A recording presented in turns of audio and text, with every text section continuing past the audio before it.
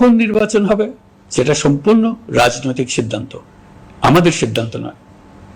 দেশবাসীকে ঠিক করতে হবে আপনারা কখন আমাদেরকে ছেড়ে দেবেন। একটা বিষয়ে সবাই জানতে আগ্রহী, কখন আমাদের সরকার বিদায় নেবে। এটার জবাব আপনাদের হাতে। কখন আপনারা আমাদেরকে বিদায় দেবেন? আমরা কেউ দেশ শাসনের মানুষ নই।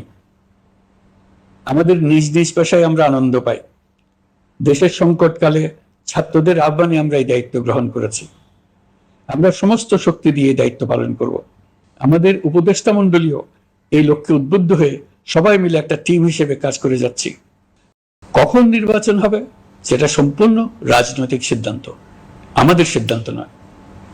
দেশবাসীকে ঠিক করতে হবে আপনারা কখন আমাদেরকে ছেড়ে দেবেন। আমরা ছাত্রদের আহ্বানে এসেছি, তারা আমাদের প্রাথমিক নিয়োগকর্তা। দেশের আপামর জনসাধারণ আমাদের নিয়োগ সমর্থন করেছে। আমরা ক্রমাগতভাবে সবাইকে বিষয়টি স্মরণ করিয়ে যাব, যাতে হঠাৎ করে এই প্রশ্ন উত্থাপিত না হয় আমরা কখন যাব।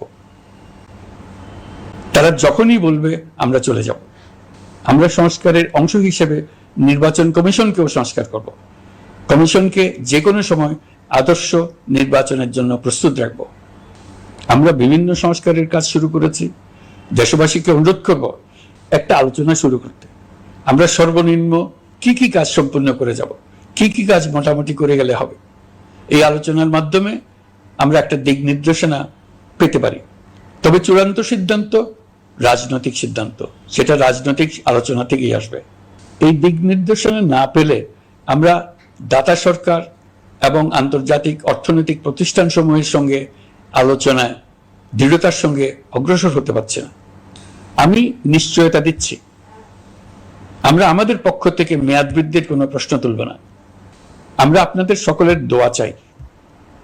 যে কদিন আছি সেই সময়টুকু উপদেষ্টা মণ্ডলীর প্রত্যেকে নিজ নিজ সাধ্যমতো দেশের এই সংকটকালে সংকট উত্তরণে যেন নিজ নিজ মেধা সাধ্যমতো কাজে লাগাতে পারে।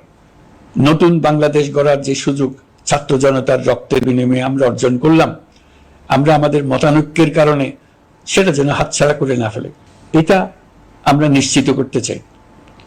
এই সুযোগ এবার হারিয়ে ফেললে আমরা জাতি হিসেবে পরাজিত হয়ে যাব।